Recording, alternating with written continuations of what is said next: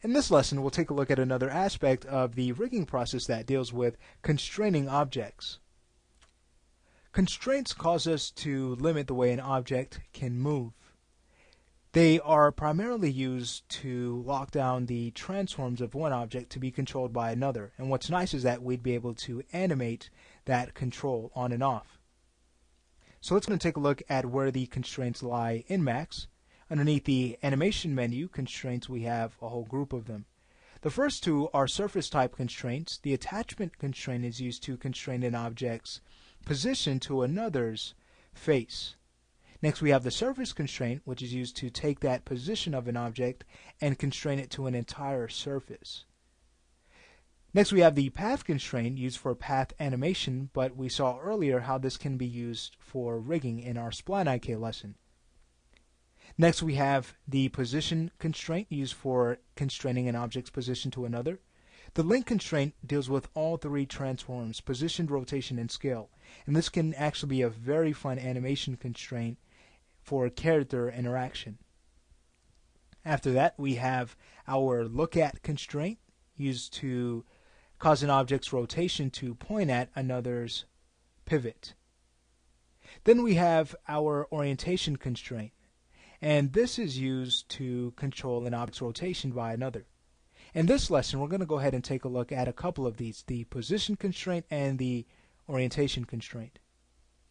So let's go ahead and get right to it. If we were to select our IK goal and go to Constraints, Position Constraint, and choose our control object, notice now, as we try to move this IK goal, it's going to be locked down. We can't move it because now its movement is controlled by our control object.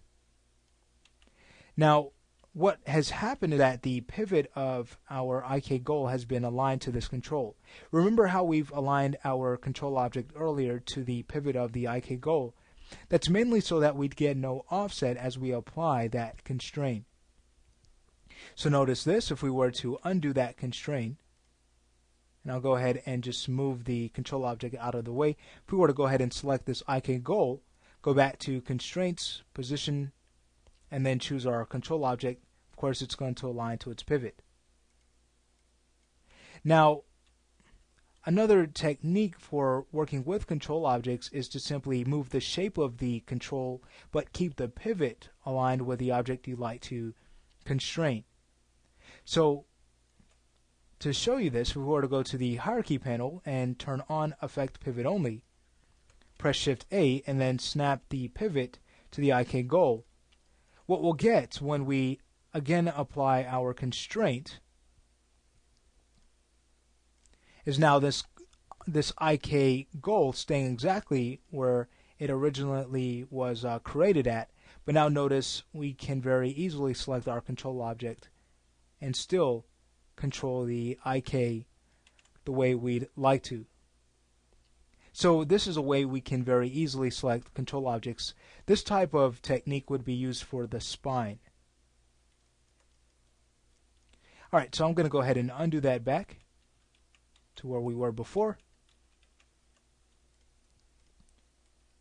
And I'll go ahead and reapply that position constraint so we can go ahead and take a look at a few more of its options. So again, with the IK selected, if we were to scroll down, notice a position list has been made and our position constraint active. If you'd like to set your position controller active and no longer work with the constraint, or maybe animate between both weights, you can do that from here, simply setting active your position controller. And then if we were to quickly take a look at our assign controllers rollout, notice, alright, we have the position constraint applied directly underneath our IK goal position list. There it is. Alright, so if we were to scroll all the way back down, almost there, we have settings for the position constraint to add another target if we like. So what I'm going to go ahead and do is create a point helper. Selecting the IK goal, can either go back to animation constraints and choose the position constraint again and add that object, or with our control selected, or IK, can simply go back to the motion panel and choose add position target. Now when we choose the point helper, notice what happens. I'll right click to come out of position target mode. You'll see that now we have a 50% weight between our control object and our point helper. So we're going to get an average of this IK goals movement. Now if you were to animate the point helper now having a full control, we'd first want to select it, increase its weight to 100%, then go to our control and zero out its spinner,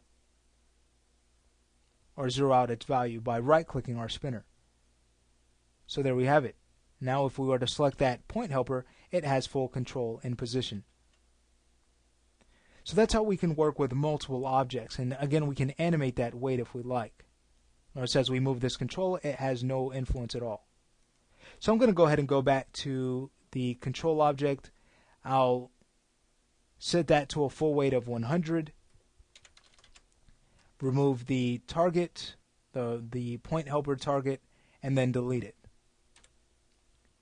I'd also like to bring your attention to initial or keep initial offset. That's going to allow us to maintain our position. If we were to ever constrain this object and it snapped to another position, we can use keep initial offset to maintain where it was originally. And we're going to take a look at that when we see what happens when we apply our orientation constraint, which we're about to do right now. So let's go ahead and select our foot bone. We'll go to Animation, Constraints, and choose the Orientation Constraint. Now let's go ahead and choose our control object. And notice what happens. We have this shifting occur. That's because of the orientation of our control object not aligning to the orientation of our bone. But a simple fix would be to simply go to the initial offset switch and check that on. Now notice as we select this control object and rotate that around, we're able to control the foot the way we desire to. Now something very interesting about the orientation constraint is that, of course, the rotation of this bone is not going to happen unless we rotate our control. But watch this now. If we were to select our thigh and move this down, no longer do we have the foot rotating through our floor. So by using a combination of the position and rotation constraint, we're going to be able to keep our objects planted in their floor or whatever type of surface that we're animating on. So that's a quick look at the orientation and the position constraint. Again, we have several other settings. If we like, we can have this object set to the world or to another object to be oriented to. And then we can even determine the transform rule, whether being controlled by another object locally or by the world. Alright, so that finishes this lesson on constraints. If you wanted to, you could then add a control object for the thigh here, for its position. We're going to go ahead and take a look at a way we can actually constrain that, lock that down when it comes to controlling the hip for our characters. Now, before we close off the lesson, I'd like to bring your attention to the IK swivel. If you wanted to, you can go ahead and use the swivel angle here, and notice as we do, it's no longer affecting the orientation of our foot bone because of that orientation constraint. Or another thing you can do is use a target object, or we're going to discuss very shortly how we can use wired parameters to basically have a cleaner looking rig while keeping this leg control, for example, efficient, by adding a custom parameter that would be tied to that swivel angle. But that finishes this lesson. In the next lesson, we're going to discuss the look at constraint.